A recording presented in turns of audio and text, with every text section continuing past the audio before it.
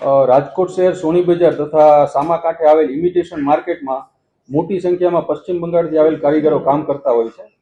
આ કારીગરોમાં કોઈ બાંગ્લાદેશી નાગરિક આવીને કામ કરતો હોય કે કેમ તે બાબતની તપાસ લોકલ પોલીસ સ્ટેશન અને એસઓજી બ્રાન્ચ કરતી હોય છે.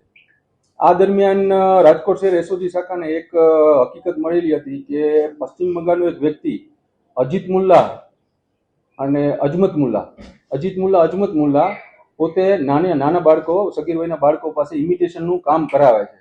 જે આધારે આપણે જૂના મોરબી રોડ ઉપર આવેલ રાજનગર સોસાયટીમાં એક ભાડાના મકાનમાં તપાસ કરવામાં આવી હતી, પણ એ દરમિયાન એ મકાનમાંથી કોઈ પણ આવો વ્યક્તિ કે આવા કોઈ પણ બાળકો મળી આવેલ નહીં. ત્યારબાદ એક ચોક્કસ બાતમીના આધારે એવી જાણ મળી હતી કે બેડી ચોકડી પાસે આવેલ ગોપાલનગર રેસિડેન્સીમાં આ બાળકોને રાખવામાં આવેલ છે.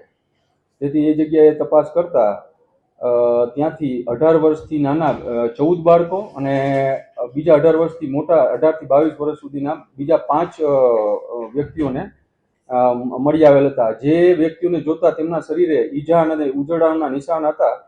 તેની માટે તેમને તાત્કાલિક મેડિકલ સારવાર માટે સિવિલ હોસ્પિટલ મોકલવામાં આવ્યા હતા. અને આ બાબત પર જોવા જઈએ તો મેડિકલ રિપોર્ટમાં પણ એ વાતની પુષ્ટિ થઈ છે કે આ લોકોને ત્યાં મારવામાં આવેલ હતો.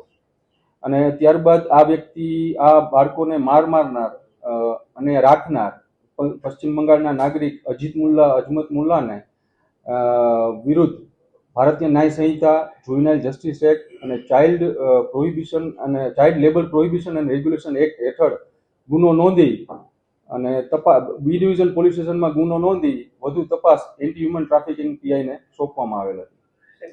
બનાવની ગંભીરતાને જોઈને એસઓજી બ્રાન્ચ તથા એએચટી બ્રાન્ચની અલગ અલગ ટીમો બનાવીને આ આરોપીને પકડવા માટેની તજવીજ કરતા હતા. ત્યારબાદ એક ચોક્કસ બાતમીના આધારે આ આરોપીને પકડી લેવામાં આવેલ છે. અને આ આરોપી સાથે બીજા 2 અન્ય સગીર બાળકો પણ મળી આવેલ છે, જેમના શરીરે પણ જોતા તેમને પણ ખૂબ મારેલા હોયના અને ઈજાના નિશાન હતા. ત્યારબાદ તેમને તાત્કાલિક મેડિકલ સારવાર માટે સિવિલ હોસ્પિટલ મોકલવામાં આવ્યા હતા.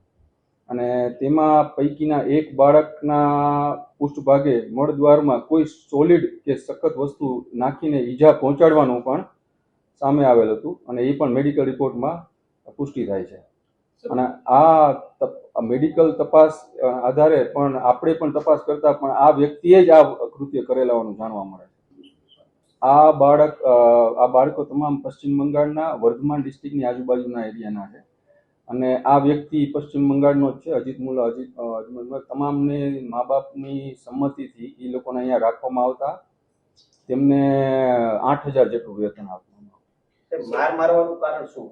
મારવામાં એવું છે કે આ બાળકો બધા અમુક 18 વર્ષની, અમુક 14 વર્ષના, 12 વર્ષના, 13 વર્ષના છે. બાળકો ઘણીવાર કામ ન કરે, કામ ઓછું કરે કે જે કામ કીધું હોય એ ન કરે. નહીં, આ વસ્તુનું પણ કોઈ તથ્ય નથી. આ માણસને અગાઉ એની જગ્યા મોરબી રોડ ઉપર, જે જૂના મોરબી રોડ પર રાજનગર સોસાયટી છે તેના એક ભાડાના મકાન છે ધવલભાઈનું, ત્યાં આપણે ચેકિંગ કરેલું હતું. ત્યાંથી આ કોઈ પણ આપણને માહિતી હતી એટલે એ દરમિયાન આપણે ચેકિંગ કરેલું હતું, પણ ત્યાં આ કોઈ પણ બાળકો કે આ માણસ મળેલ નહોતા. ત્યારબાદ આપણે આ તપાસમાં હતા જ આ બાળકોની, અને ત્યારબાદ આપણને 5 તારીખે રાત્રે આ બાળકો તમામ મળી આવેલા હતા. આ બાબતમાં આપણે અગાઉ ભારતીય ન્યાય સંહિતા ઉપરાંત જુવેનાઇલ જસ્ટિસ એક્ટ અને ચાઇલ્ડ લેબર પ્રોહિબિશન અને રેગ્યુલેશન એક્ટ ગુનો નોંધાયેલો હતો. ત્યારબાદ આ ઈજા પુષ્ટિ થઈ મેડિકલ રિપોર્ટમાં, ત્યારબાદ પોક્સો એક્ટ પણ લગાવવામાં આવે છે. અજીત મોલા છેલ્લા 5 વર્ષથી રાજકોટમાં છે અને એ પણ ઇમિટેશન જ્વેલરીને ગ્રાઇન્ડિંગ મશીનથી છોલવાનું કામ કરે છે. અને આ તમામ બાળકો છેલ્લા 1 થી 2 વર્ષના અલગ અલગ ટાઈમમાં રાજકોટ લાવેનું